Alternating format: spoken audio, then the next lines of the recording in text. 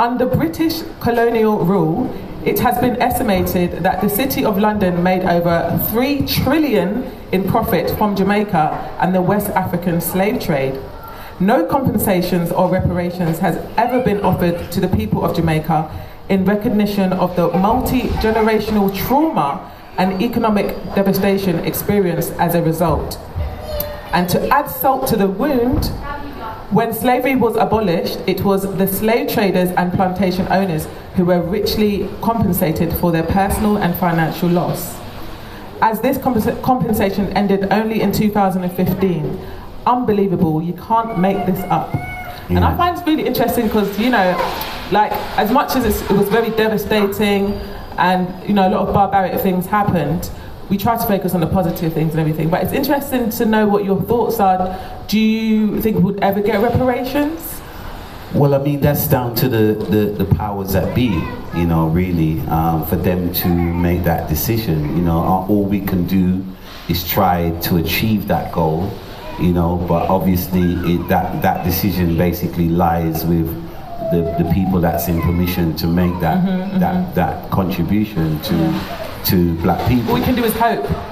Well, yeah, you can always ask, but you know, there's no guarantee. Once you can ask, but you know, people can always say no. So I mean, at the end of the day, for me, you know, it's things like that. I thought it was important to put in my book. You know what I mean? Because these things, you know, they need to, you know, not everybody is aware of a statement like that. So for me, it was very important for me and my ghostwriter. We sat down and we spoke about, you know, all of these things, and we said, you know what, it's very important to put to make the book also a history lesson in the book. I wasn't expecting it though in the book, and it just took a turn. It was very upsetting. So my condolences, you know, to you and your family. Yes. So it's with regards to your sister Avril. Rest in peace to Avril.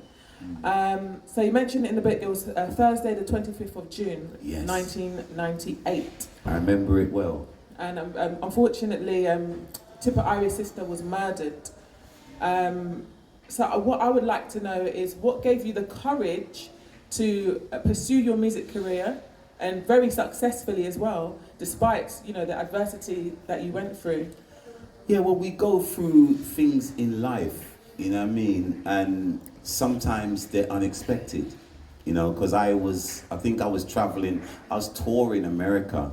I was doing a long tour. I think I was touring with Pato Banton, and the tour had finished and I came home. And I actually saw my sister on the day that I came home. And then I went to, obviously I hadn't seen my girlfriend at the time for like 6 weeks.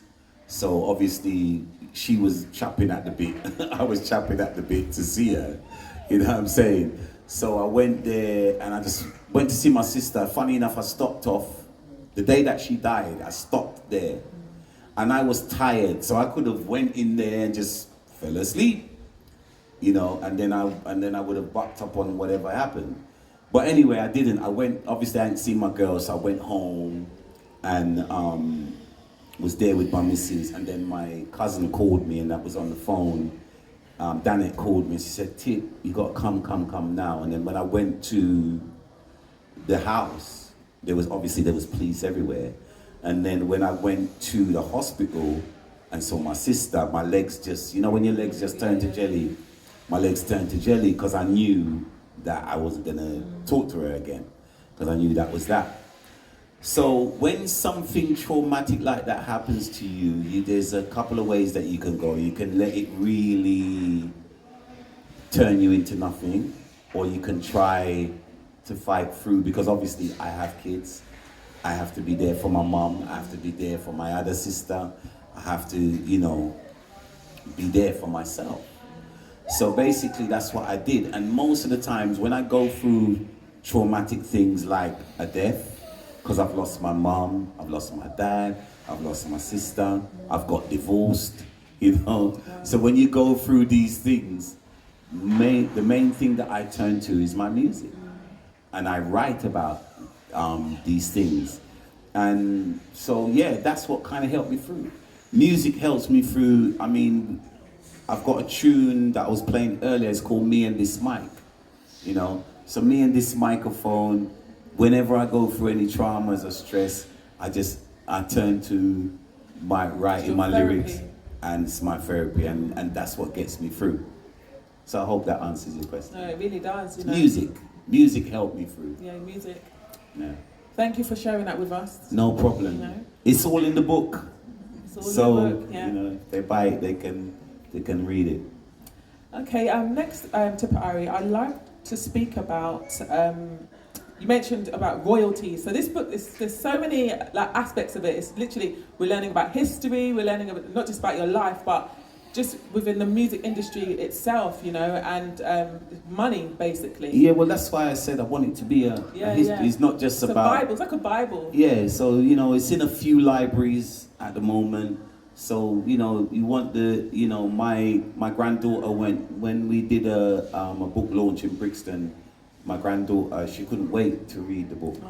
So it's for them, it's for people, our younger generation, that they can learn about our history. It's very important that we write our history ourselves and tell our story ourselves. So that's why it's about. But yeah, you were saying. Yeah, so we're speaking about in the book royalties. So page 215.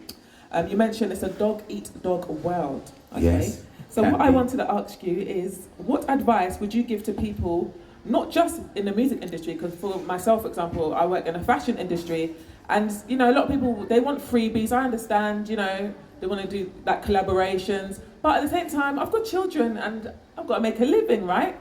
So when did in your music career did you stop doing things for free? And did you ever get upset when people didn't appreciate your talent because they've always want to do things free? Because you mentioned something about Black Eyed Peas and you had to ask them, was it for an iPod or something like that? Okay. Yeah, well, it's just it's circumstances and situations, and so it's different occasions. It's who you know, who you don't know. So if you get a cold call from somebody that you don't know, I'll turn them over to my manager, and my manager will deal with that circumstances. And then once she touch base with them and find out exactly what it is they want, then me and her will get together and we discuss. If it's somebody, because you build relationships in the music industry and in the industry as a whole. So there's people that I've worked with before or over the years, and you develop a working relationship with them. So I would never say I would never do things for free again. It just depends on the circumstances and the situation. So there's certain things that you will do for charity or donate your time or whatever. But then obviously, like he said, music is my living. So I have to also, do things and make sure that I'm getting paid for my work. Of course, yeah. Yeah, so... Time is money. That's right.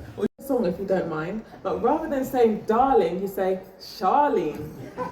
What do you think? It's just simple. That's simple, though. Yeah. So hello, Charlene. Hello, Charlene. Hello, good looking. Hello, Charlene. Everyone, hello, good looking. Hello, Charlene. Hello, good looking. Hello, darling. Hello, good looking. Thank you that was so really much. sweet.